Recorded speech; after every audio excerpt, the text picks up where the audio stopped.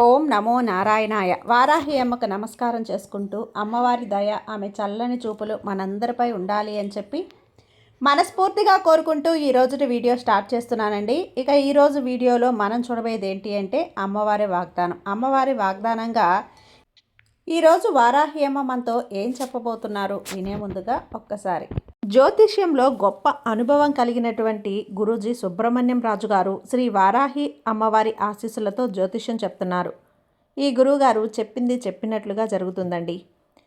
Contact number 7075662225. భార్యాభర్తల మధ్య గొడవలు, విదేశీ ప్రయాణం ఆలస్యం అవటం, ప్రేమ పెళ్లి, సంతానం లేకపోవటం, కోర్టు సమస్యలు, గృహము మరియు కుటుంబ సమస్యలు, ధనం నిలకడగా లేకపోవటం, నమ్మిన వ్యక్తి మోసం చేయటం, స్త్రీలకు పురుషులకు సంబంధించిన గుప్త సమస్యలు ఎటువంటివైనా రోజుల్లో పరిష్కారం చేయబడును. మీరు ఎంతోమంది దగ్గర జ్యోతిష్యం మరియు పరిష్కారాలు చేయించుకొని నిరాశ చెంది ఉన్నట్లయితే ఒక్కసారి ఆదికొండ దేవతలైన కోయరాజు గారికి కాల్ చేయండి. కోయ గురూజీ గారు కొండదేవత పూజారి సుబ్రహ్మణ్యం రాజు గారు. Contact number 7075662225. మా జీవితంలో కూడా ఎన్నో మార్పులు జరిగాయండి, కాబట్టే నమ్మకంగా చెప్తున్నాను. జై వారాహి అమ్మ. బిడ్డా, నీ మనసు ఎన్నో అనుమానాలతో నిండిపోయి ఉంది కదా, కాబట్టి ఈ సందేశాన్ని తప్పకుండా విను. ఈ తల్లి నిర్ణయమే తుది నిర్ణయం అవ్వాలి. నీ జీవితం అప్పుడే కదా నీ మనసులో ఉన్న సందేహాలన్నింటికీ కూడా సమాధానం దొరుకుతుంది. ఖచ్చితంగా నువ్వు ఈ సందేశం వినాలమ్మా.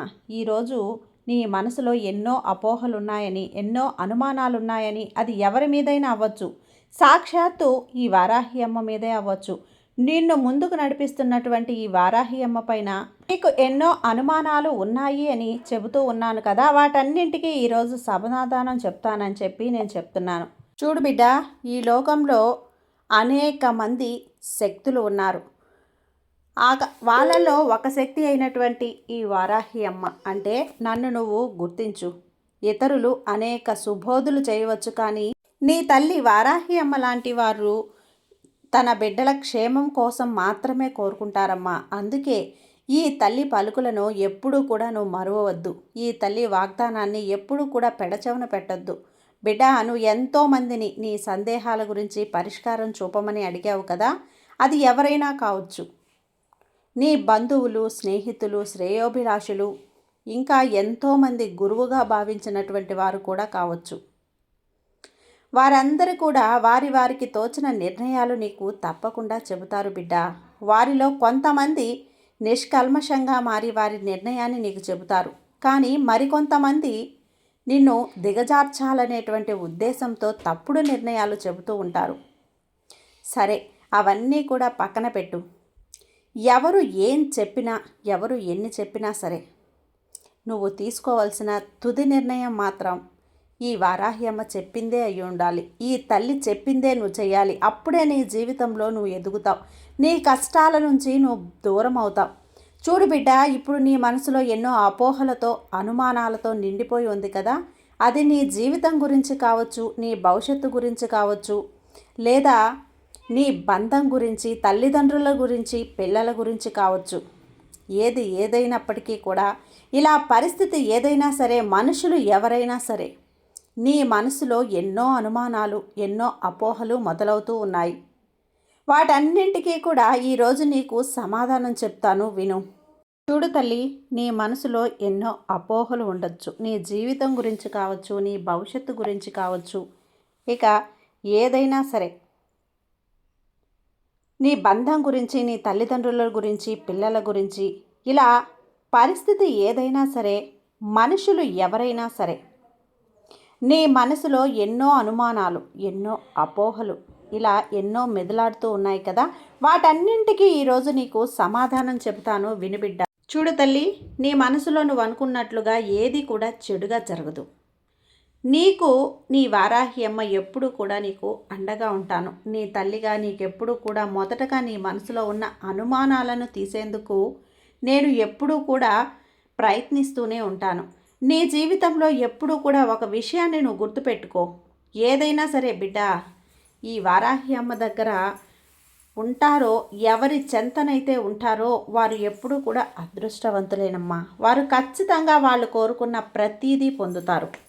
వాళ్ళు కోరుకున్నది తప్పకుండా ఈ తల్లి నేను అందిస్తానని గుర్తుంచుకో. మరొక విషయం ఏంటి అంటే, నీ మనసులో ఎప్పుడు కూడా అనుకూలమైన ఆలోచనలతోనే ఉంచు. నీ ఆలోచనలన్నీ కూడా అనుకూలంగానే ఉండాలి. ఏదైనా సరే నీ మనసంతా ఎప్పుడూ కూడా ప్రశాంతంగా ఉండాలి. ఎలాంటి ఆలోచనలు కూడా నీ మనసు నిండిపోకూడదు. వ్యతిరేకమైన ఆలోచనలను ఎప్పుడూ కూడా చోటివ్వద్దమ్మా. నువ్వు ఏది ఆలోచించినా నీకు నేను ఇది మొదటిసారి కాదు చెప్పడం. బిడ్డ, ఎన్నోసార్లు నిన్ను హెచ్చరించాను. ఈ తల్లిగా నీకు ఎన్నోసార్లు నా సంకేతాలను నీకు పంపాను. నీ మనసు మంచిగా ఉంచుకోమని.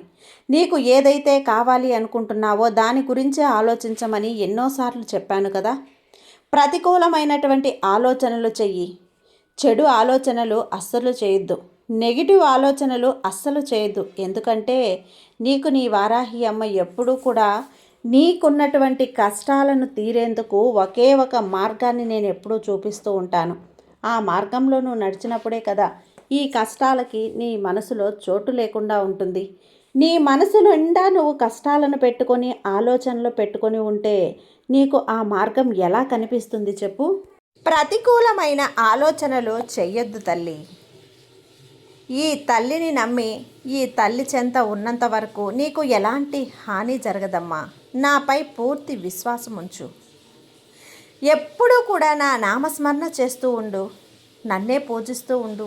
నన్నే ధ్యానిస్తూ ఉండు. నాపై నమ్మకాన్ని పెట్టుకో. నేను నీ హృదయంలోనే కొలువై ఉంటాను. చూడు బిడ్డ, భక్తి విశ్వాసములతో నా వద్దకు వచ్చిన వారెవ్వరినీ కూడా నేనెప్పుడూ కూడా దూరం పెట్టనమ్మా. ఇది నా వాగ్దానం బిడ్డ. ఇది ఈ అమ్మ చెప్తున్నటువంటి వారాహి వాగ్దానం. ఎవరైతే ఆకలితో ఉన్న వారికి అన్నం పెడతారో, ఎవరైతే సాయం కోరి తమ వద్దకు వచ్చిన వారికి ప్రతిఫలం ఆశించకుండా సాయం చేస్తారో వారికి ఎల్లప్పుడూ కూడా ఈ తల్లి ఆశీస్సులు ఉంటాయి. ఖచ్చితంగా వారు ఎప్పుడూ మంచి జీవితాన్ని జీవిస్తూ ఉంటారు బిడ్డ. అలాంటి బిడ్డలు ఈ తల్లిని పిలిస్తే నేను పలుకుతానమ్మా. తలిస్తే దర్శనమిస్తాను, స్వప్న దర్శనమిస్తాను. నీ విశాల విశ్వంలో మీరు ఎక్కడున్నా సరే నేను మీతోనే ఉంటాను. మీ హృదయంలోనే కొలువై ఉంటాను. ఈ వారాహి తల్లి ఎప్పుడూ కూడా ఈ మాటలను గుర్తుంచుకుంటూనే ఉండు. ఈ తల్లి మాటలు నువ్వు ఎప్పుడైతే వింటావో, వ్యతిరేకమైన ఆలోచనల వైపు నడిపించాలనుకుంటే తక్షణమే నీకు సందేశాలు గుర్తు రావాలి. నేను చెప్పే ఈ వాగ్దానాలు నీకు గుర్తు రావాలి. నేను ప్రతిరోజు నా వాగ్దానాన్ని నీకు పంపుతూనే ఉన్నాను కదా. ప్రతి మాట నీకు గుర్తుకు రావాలి. ఎప్పుడూ కూడా నా వారాహి అమ్మ నాతోనే ఉంది అన్న విషయం నువ్వు మర్చిపోవద్దు బిడ్డ. ఏది కూడా భయపడే విధంగా ఏమీ ఉండదమ్మా. నేను నీతోనే ఉన్నాను కదా. అన్యులు చెప్పిన మాటలు విని నీ జీవితాన్ని పాడు చేసుకుంటావా చెప్పు? మిగతా జీవితాన్ని ఎంతో ఆనందంగా జీవించాలి. నీ పక్క వారికి ఆశ్చర్యం కలగాలి, అసూయ కలగాలి.